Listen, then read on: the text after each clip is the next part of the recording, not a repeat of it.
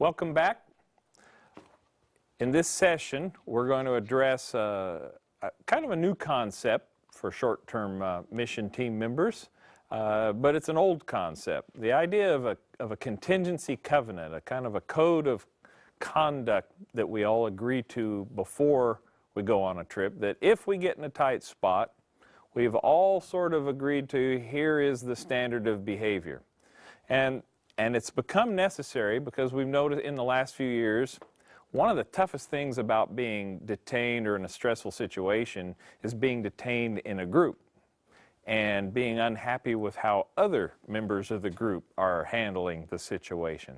So that creates a lot of disunity and a lot of stress, and it works to the benefit of the person who's creating this problem or causing this stress. And so we've come up with this idea of a contingency covenant or a code of conduct, and the whole purpose of that is to help folks kind of ahead of time be prepared and think through, if we were detained, what would be the right, what would be the honorable, what would be the godly thing to do in that situation. And let's just all sort of agree. And what, if I'm going to come home with my peace and honor intact, what does that look like ahead of time? As I interview hundreds of people that I have worked with who've been held for a short period or a long period of time, one of the questions during those interviews that always comes up on their side is, okay, all that aside, Dave, how do you think I did? Most of us want to know. Compared to what? How did I do? Did I uphold, my citizenship, my Christianity, my whatever the standard is? Most believers would say, well, we already have a code of conduct, and that's the Scriptures, and that's absolutely true. In a captivity situation, you may or may not have that available to you. And we know specifically there are some scriptural concepts that kind of come to play in a detention situation. So we're going to outline those in a covenant. And I'm going to share with you a covenant from a faith-based organization that does mission work.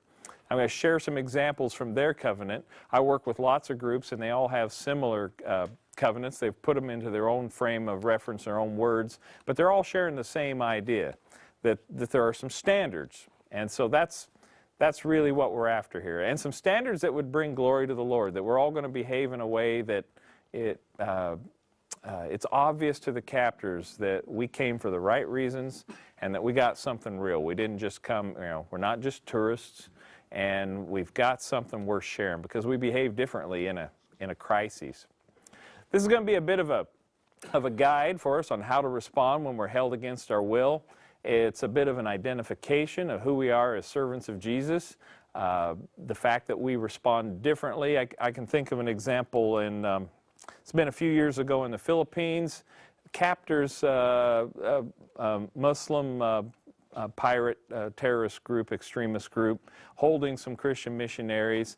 Partway through this incident, they say to the guy, okay, you're different. You're not responding the way our average, the average prisoner hates us, and you're being different about this. And it did a couple of things. Obviously, it probably had a bit of a change or an impact on the captor who was holding this missionary, but it made life better for the victim because he began to build a real relationship. They began to have some mutual respect. You're still my prisoner, but you're a human, and you're acting in a more noble way, and it's just harder to mistreat somebody who behaves in that way, in a way that I can respect. Even if you're my enemy and I don't like you and you're my prisoner, it's just harder to mistreat you. So that's part of this identity in Christ, and it's also a bit of a framework for unity, because as a captor, and my background in interrogation training and things, one of the worst tricks you want to do to people is you separate them and get them going at each other. And I pull you aside and I say, well, you might as well tell me the whole story because she already did. I could be lying, but that works because you're thinking, well, I don't really want to take a whooping if somebody else has already sold the goods. And so I'm going to divide you. And that framework, this code kind of says, in my head, I hear what he's saying, but in my head I'm saying, no, she wouldn't. We've already talked about that as a team. We've already agreed that that's not what we would do. Finally, this should be a bit of a source of peace to the captive, because as I go through this day by day in captivity, I'm going to wonder, how am I doing? What's the Lord think of what I'm doing? When I get home, what are my children going to think of the job I did? And so if I've got a stick to measure myself by, a scripturally based code of conduct, a covenant that we've agreed on, that will give me the peace that, you know what, I didn't do so good yesterday. I'm going to do a little better today. I'm not going to point the finger at the national or give him this confession or whatever it is he's after. So let's run through this particular faith-based organization's contingency covenant. It has 7 articles. Some have 4, 5, 6, 7. But what they are, they're short.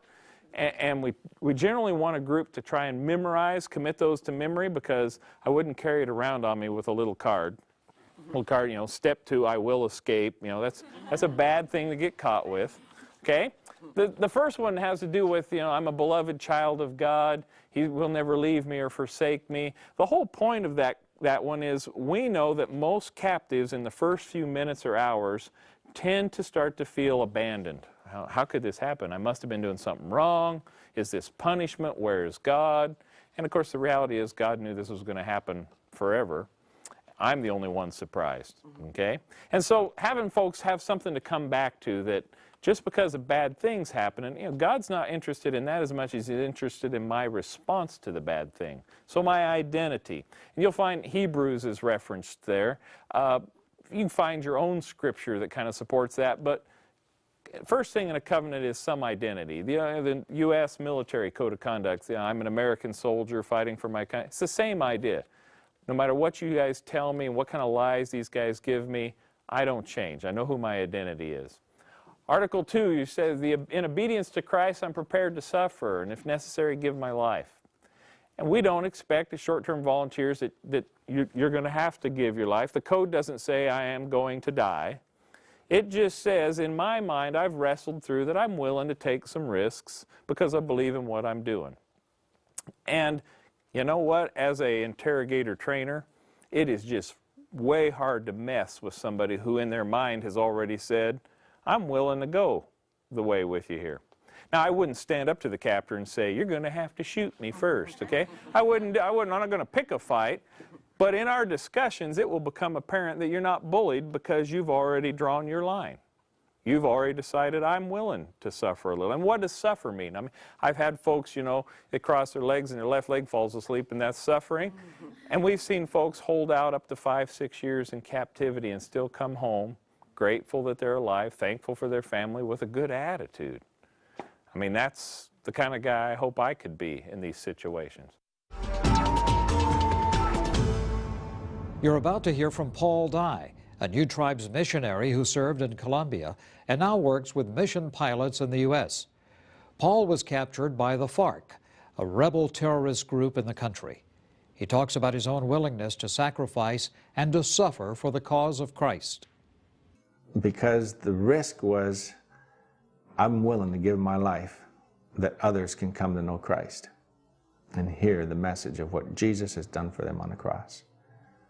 He was willing to die to pay for my sin.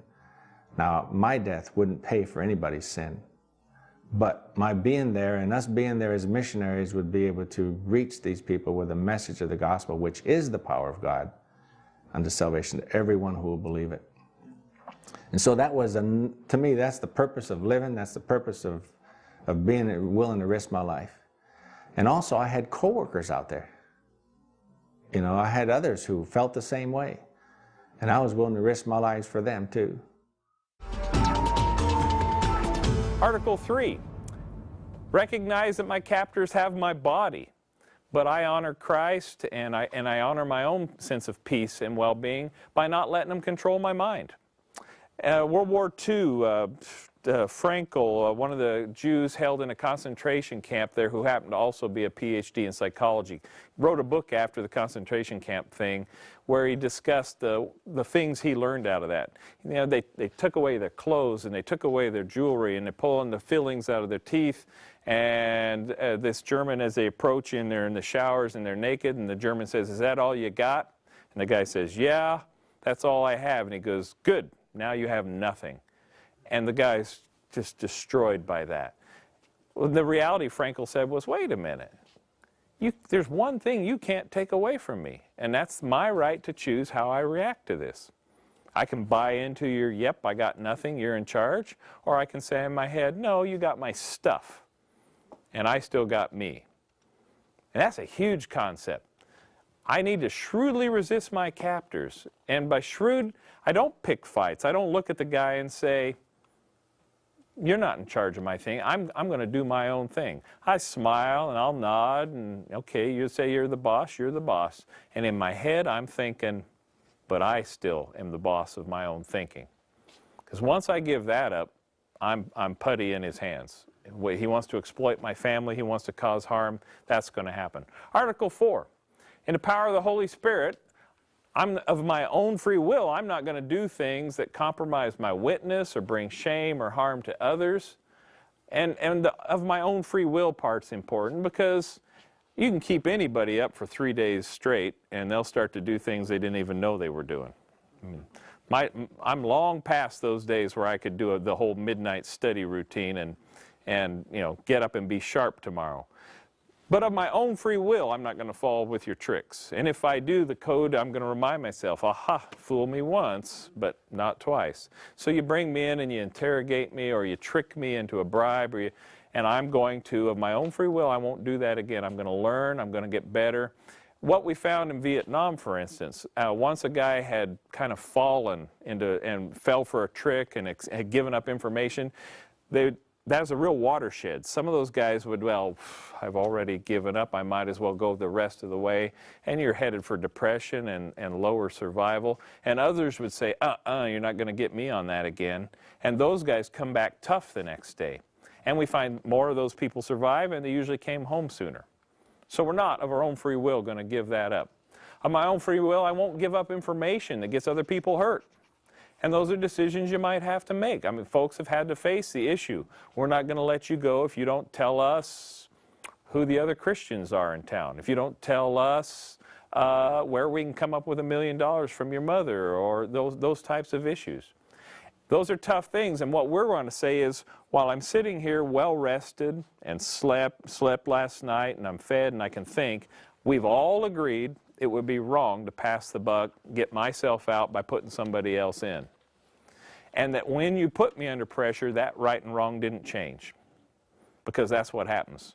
Under pressure, suddenly I start to believe those lies. Well, if you'll just tell us who you spoke to last night, we'll go arrest them and let you go. Man, that can get tempting when I'm in the jail cell. But sitting here, we could say that's wrong. And it's still going to be wrong tomorrow, even when I'm scared. So I'm not going to do it. And that's going to be one of those things where we kind of have to encourage each other. Article 6, I'm going to work cooperatively with my fellow prisoners. This idea, it comes from even the military idea. World War II and on, we saw in the prison camps where they had a strong leader, and they formed committees, and everybody played a role, and everybody had a part on the team, the escape committee and the food committee and the entertainment committee. Those prisoners came out with a lot less psychological issues. And they didn't come out talking, discouraged and depressed about how horrible it had been. Of course it was a rough situation, but they came home and they just got back to their lives quicker. It was easier on them because they'd suffered less. In the groups where there was no unity and everybody did their own thing and there was no plan and weak leadership, those groups had huge morale issues. They had a lower physical survival rate. More men just perished, gave up and died. All kinds of benefits to being unified, having some unity of purpose. And so we're going to suggest as a short-term team out there that we're already going to decide. If we get into a tough situation, we know who leadership is, and we're all just going to, I'm either playing the leader or I may be called on to play the follower, but these people will have a harder time messing with us if we stick together. And it's been proven over and over in history. We work better as a body. We function better as a body. It's the way God made us, and whether or not they acknowledge God, prisoners in those POW camps found it's a true thing. It works. That principle works over and over. This is Lisa Hughes. She came to the aid of a short-term mission team in Russia when they were being held by the authorities. Lisa decided not to leave the team when the guards suggested they separate. She tried to maintain unity during a stressful situation by reinforcing some of the things she had learned in training. We were up there for about 9 hours. They were doing construction on the room, so there were big holes in the windows. Cold air was coming. They didn't offer us anything to drink or eat. They said, well, why don't you go downstairs? There's a little grocery store around the corner and you buy them something. And I'm thinking, no, I'm not leaving this team. They left us up there in the room by ourselves. And so I told them, I said, remember, if they ask you anything, you're here to help the people improve their English and to share your faith with them. You are here on religious work visa, and this is what you came to Russia to do. Lastly, Article 7, confidence in the Lord. I'm going to maintain my faith and my confidence in God, my family, my colleagues. We know that most captives start to, particularly if you're held for weeks or months, they start to hear things like, your family doesn't care, they won't respond, they won't give us $1 million. Your government doesn't care, it's dropped out of the news, you've been forgotten. It's a standard tactic to discourage. We've seen people even held 2 and 3 days in a jail cell begin to believe that. And we're going to say ahead of time, that's not true. Your organization sponsored this training. Well, obviously we care. There's people planning and preparing to help you in the event of a crisis. Obviously people care. And it's a lie when people tell me they don't. God cares. And I'm not going to be forgotten. In fact, particularly in the U.S., when the government goes quiet, that's usually because somebody's working on something. We don't generally get on TV and make a lot of announcements when we're close to a deal. We wait till the deal's done. So don't buy into the lies and the discouragement, because we know who the author of discouragement is. So these seven codes, they kind of embody concepts that really set me up and set my team up to succeed. We're going to stick together, we're going to encourage each other, and we're going to come through a potential crisis in a way that had minimal damage. Every hostage that I've ever talked to said, what really motivates you to stay alive is knowing you can go home and get your old life back and be the way you were. This is the kind of stuff that helps me spiritually and mentally go home and get my life back. I don't want to go home to 40 years of counseling. I want to go home and just have my life back. And it's absolutely doable. That brings us to the end of session 1. Now that you've heard David talk through the idea of having a contingency covenant, it would be a good idea for you as a group to take some time and review each of the different covenant articles together and negotiate how these relate within your group. It's important for this covenant to be something that you all agree on and consider your own. Refer to your listening guide for a full copy of an example covenant.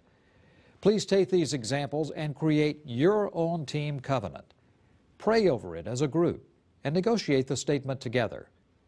Be in unity on these concepts before you go out as a team.